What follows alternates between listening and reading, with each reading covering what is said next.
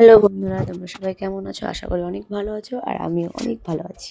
আমি পর্দাটা খুলে নিলাম, যেহেতু এখন 11টা 11:30 মতো বাজে, সেহেতু একটু ঘরে একটু রোদ আসবে, তার জন্য জানালাটা খুলে দিলাম। এবার মাম্মামের মুখটা মুছে দেবো, মুছে একটু ক্রিম দিয়ে নাকে ড্রপ দিয়ে দেবো, যেহেতু মাম্মামের ঠান্ডা লেগেছে। প্রচুর ঠান্ডা লেগেছে মাম্মামের, আর আমারও প্রচুর ঠান্ডা লেগেছে, কারণ শীতের ওয়েদার বুঝতেই তো পারছো তোমরা সবাই।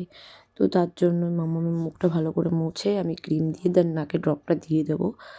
নাকে ড্রপ দেওয়া তো আমার কমপ্লিট। তো এবার আমি আস্তে আস্তে হাতের কাজটা গুছিয়ে ফেলবো।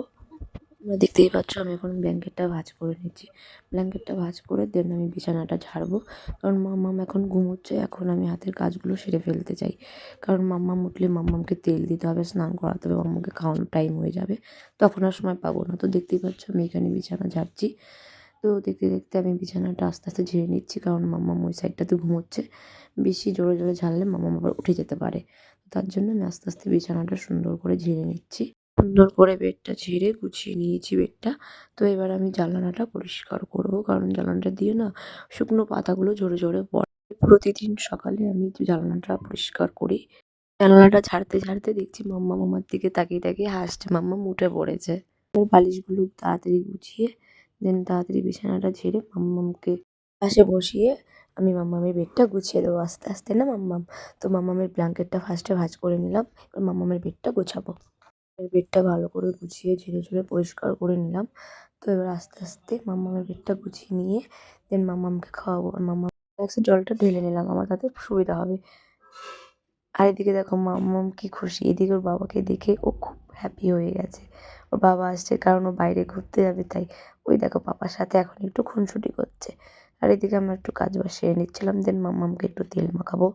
মাম্মামকে তেল মাখিয়ে তারপর প্যান্ট পরিয়ে দেবো, কারণ বাইরের ওয়েদারটা খুব খারাপ। দুদিন ধরে না এত কুয়াশা, মানে খালি গায়ে তেল মাখিয়ে যদি আমি খালি গায়ে রাখি, তাহলে আমার মাম্মামের আবার ঠান্ডা লেগে যাবে। আর আমি একদমই চাই না, কারণ ঠান্ডা লাগলে একটা বাচ্চার কতটা কষ্ট হয় সেটা একমাত্র মায়েরাই জানে। তো আমি মাম্মামকে জামা প্যান্ট পরিয়ে দেবো, ওর বাবার সাথে ঘুরতে যাবে। মাম্মাম দেখো কত খুশি, মানে এখন আর ও কিচ্ছু চায় না। বাইরে ঘুরতে পেলে ও আর কিচ্ছু চায় না, মানে বাইরে ঘুরতে যাওয়ার নামে লাফিয়ে চলে। ওই দেখো দেখতেই পাচ্ছ মাম্মাম ওর বাবার কাছে গিয়ে কতটা হ্যাপি, আমাকে বাই বাই করে ওরা দুজন বেরিয়ে গেল। আর কিছু ঘরের কাজ ছিল, আমি আস্তে আস্তে সেগুলোই করে নিচ্ছি। ওয়ারড্রপটা সুন্দর করে আস্তে আস্তে মুছে নেব। মুছে নিয়ে দেন আমি এবার ড্রেসিং টেবিলটা গোছাবো। সত্যি বলতে তাড়াহুড়োর মধ্যে ফলওয়ালা গেছে বাড়ির সামনে দিয়ে, ফলগুলো নিয়ে আমি ওখানে রেখে দিয়েছি। তো ফলটা ঝুড়িতে রেখে টেবিলটা ভালো করে মুছে পরিষ্কার করে নেব।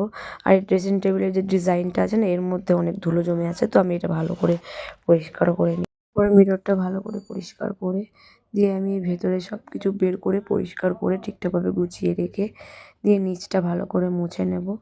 ড্রেসিং টেবিলের নিচটা মুছে দিয়ে আমি খাটটা ভালোভাবে পরিষ্কার করতে করতে এর মধ্যে মাম্মাম চলে এসেছে। মাম্মাম পেছন থেকে আমাকে ডাকছিল, ভালো করে পরিষ্কার করে নিলাম। দেন মাই ফাইনাল রুম ট্যুর কেমন হয়েছে সবাই কমেন্ট করে জানিও।